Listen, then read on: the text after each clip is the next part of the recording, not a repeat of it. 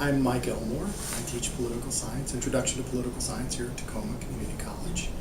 I've been doing this about 2 years. What degrees have you earned and where did you get them? Okay. Bachelor's of Science in Sociology from the University of Central Arkansas, 92. Master's in Political Science, 2010 from University of Missouri, Kansas City. What does your discipline care about and value? Well, the discipline of political science is a broad discipline. It's a broad social science discipline. Mm-hmm. For example, the Introduction to Political Science course covers the 4 main subdisciplines of political science: political philosophy or theory, American government, comparative politics, and international relations. So it's varied, and each subfield asks different questions depending on their particular theoretical starting points. What would you expect for your students coming into introductory level, and then what would you expect from your students coming into 200, 300 level classes? Okay. So the 200 level classes here at Tacoma are American government, Mm-hmm. international relations, and comparative politics.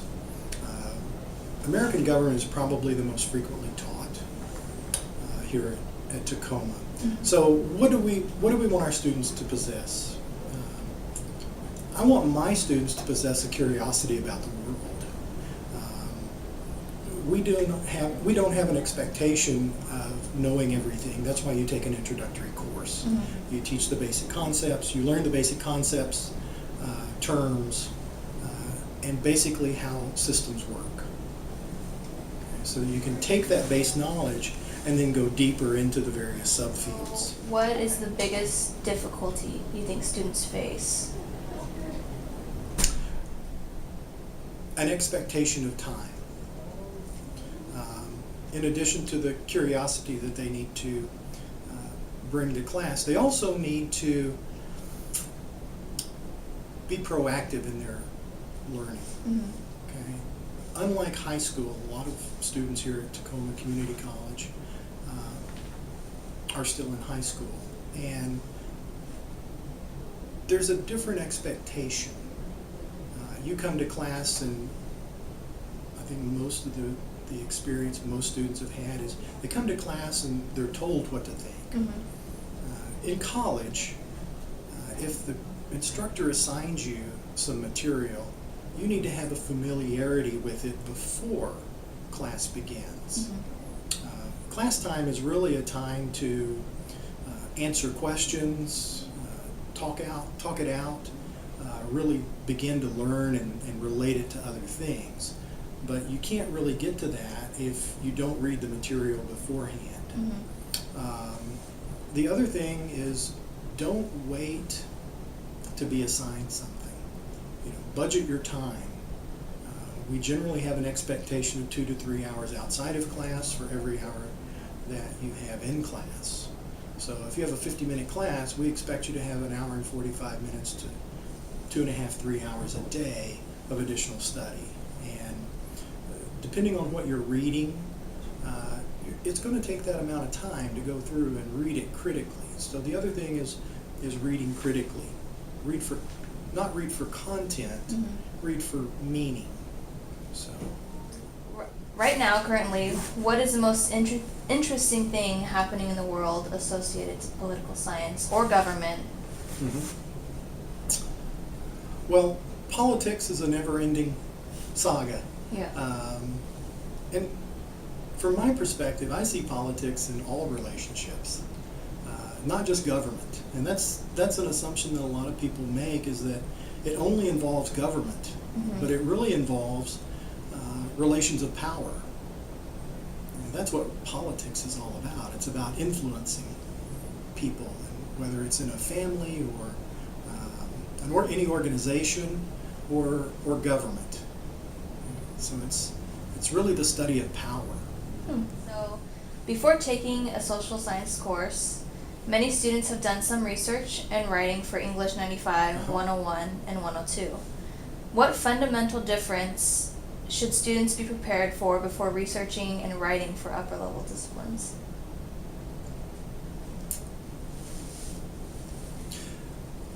I can't speak for other instructors. Most of my assignments, I'm looking for how the reading affected your thinking. The biggest challenge that I see from many students, and most of them have had 101, and they're quite good writers. Mm-hmm. Writing is not the problem. The problem is getting over, and maybe it's a fear, maybe it's something that's been taught to them, but I want to see how they think expressed in their writing. I want to see how the reading has changed the way that they perceive the political world, Mm-hmm. and can they express that to me.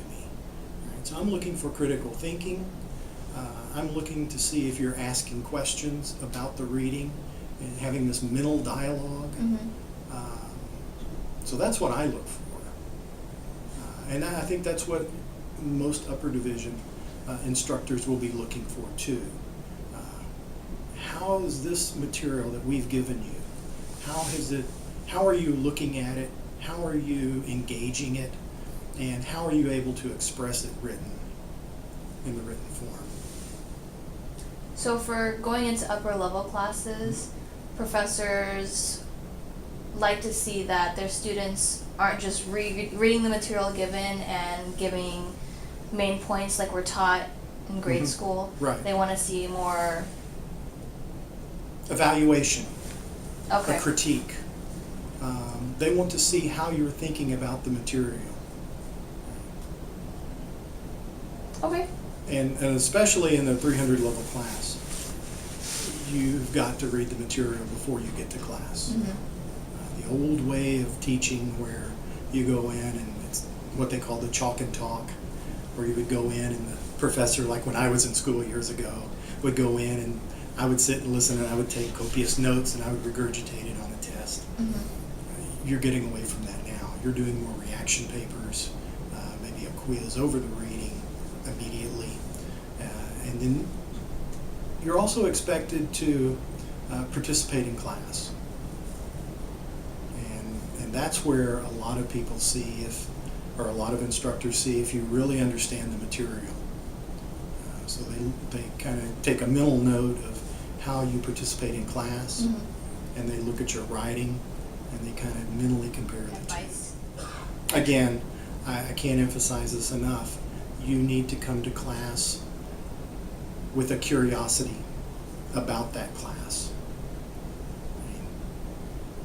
about the world. Mm-hmm. Whatever you're studying, you need to have a curiosity about it, because whether you see that it's relevant to your life presently, 10 years from now, you may have a completely different perspective. And you want to draw on that experience and that base of knowledge that you're getting in any course that you take, not just in political science, not just in the social sciences, but in a math class, in a science class, in a business class. Right? This is your base of knowledge that gives you a well-rounded education that college provides. If you want a job, go to a technical school, Mm-hmm. take an apprenticeship. College, and particularly the social sciences, is about exploring knowledge and having a curiosity about the world.